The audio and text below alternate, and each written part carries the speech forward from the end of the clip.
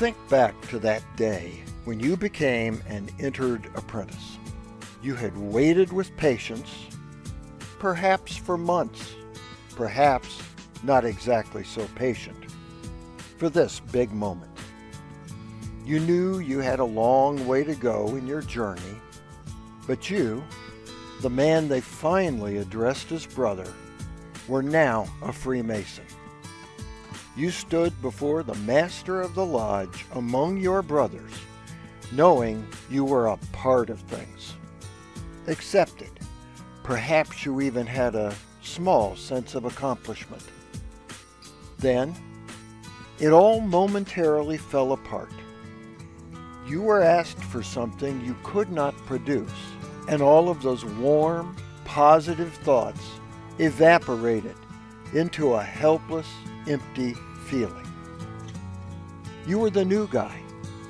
You wanted nothing more than to please your new brothers. You saw an empty hand stretched out.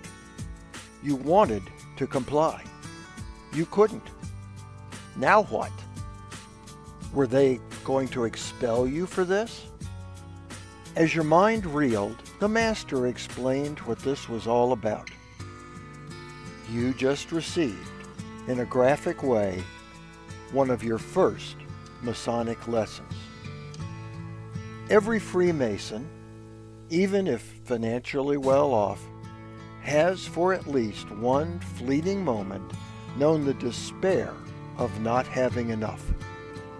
That little object lesson, sometimes called the Rite of Destitution, certainly cannot compare to the reality of a life of grinding poverty.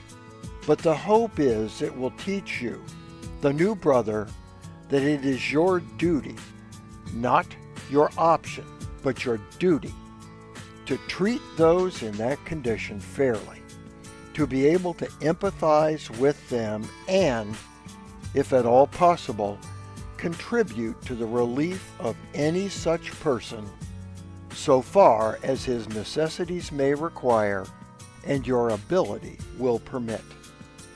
Freemasonry being, as we are instructed, a progressive science, this is not the end of your lesson in charity. Elsewhere in our Masonic journey, we learn relief is one of the great tenets of our craft.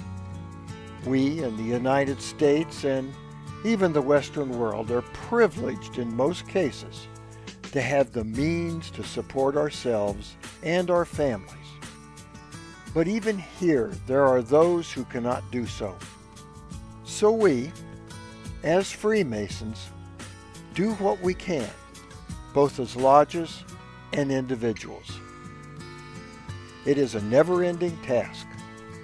Jesus himself admonished us that the poor will always be with you. So, undiscouraged, we remain aware that every little bit helps, and we never give up.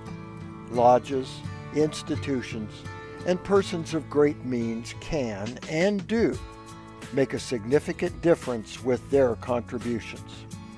The Shriners Hospitals, for example, have an immense impact on humanity with their charities and, with support, have the means to do it.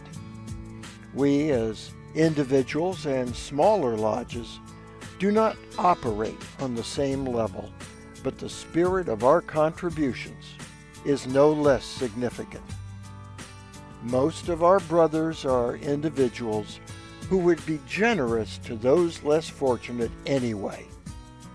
But it does not hurt to have that rite of destitution gnaw at us as a reminder that practicing the great tenet of relief is the duty of every Freemason. For the Whence Came You podcast, this is Steve Harrison with the Masonic Minute.